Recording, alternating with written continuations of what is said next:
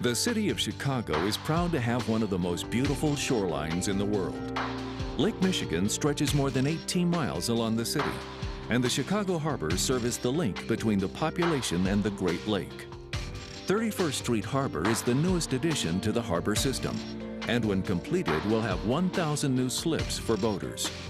However, building a harbor on Lake Michigan comes with its own set of challenges. To protect 31st Street Harbor, the city of Chicago is building one of the largest breakwaters on the Great Lakes.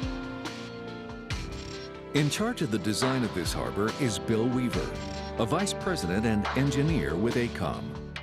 Really, the biggest challenges with building a harbor in Lake Michigan is the fact that it is a deep water, open coast situation. So you're dealing with very large waves. Offshore, you have up to 35-foot waves that can occur for some of the extreme events.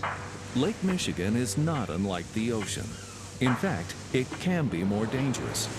The lake levels pose a great risk, as they can change quickly, a factor that has a significant influence on the waves. The distance that winds act on the water influences the height of the waves, so we have much larger waves from the north and northeast, and much smaller from the south. Large ocean harbors are often built in natural bays along coastlines. On the Great Lakes, the unbroken shores need man-made structures to provide protection. The design phase of the breakwater draws upon many variables and simulations, but its core purpose is very simple: protecting the new harbor from wave attack. Since the largest waves come from the north, where they have large distances to build, the breakwater curves from the north to the south for a half-mile. At the south end of the breakwater is the harbor's mouth. This overlapping structure has a narrow gap for harbor traffic to pass through. The challenge lies in how large of a gap is allowed.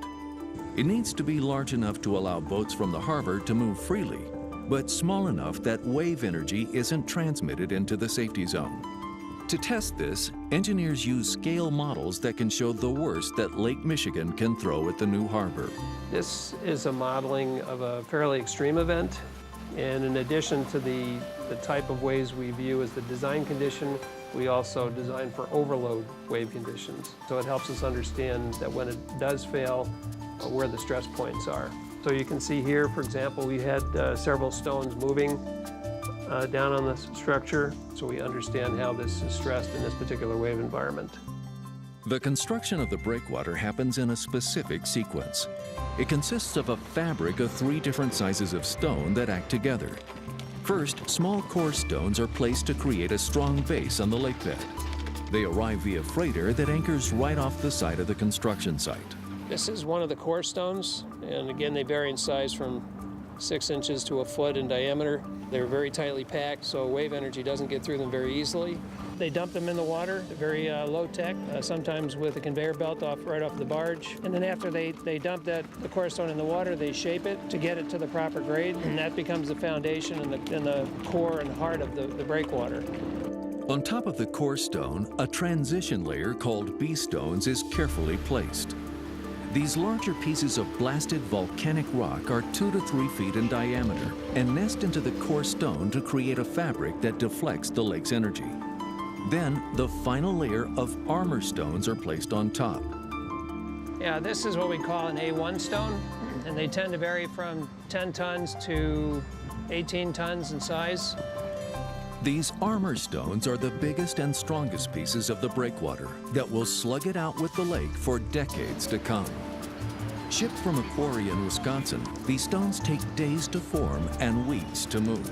They're so large that it is more economical to move them to the site by barge together than by trucking them through the city streets separately. Each stone layer must be placed in the correct sequence and location.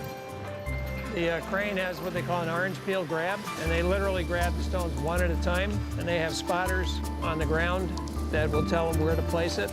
They check with GPS, and you can see marks on the stones. The orange markings are oftentimes their survey spots to check that they're putting it in the proper elevations. They're locating every single stone one at a time, just like a puzzle. The fabric created by this careful placement of each stone is critical to the breakwater's integrity. Measurements are taken frequently, and if gaps between stones are too large, parts of the structure must be dismantled and rebuilt.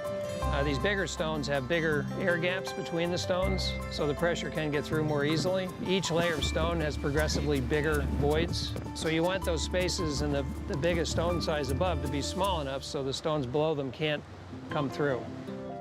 Over the coming months, hundreds of barges and ships will make the journey down Lake Michigan to deliver the rocks that will be woven together to form the Breakwater. 31st Street Harbor will be a beautiful addition to the Chicago lakefront. With its strong breakwater in place, the harbor will provide a wonderful place for Chicagoans to come and enjoy the lake. There's no other shoreline like the one found along Lake Michigan, and the Chicago Harbors look forward to inviting boaters and Chicagoans to come and discover the lakeshore lifestyle at 31st Street Harbor.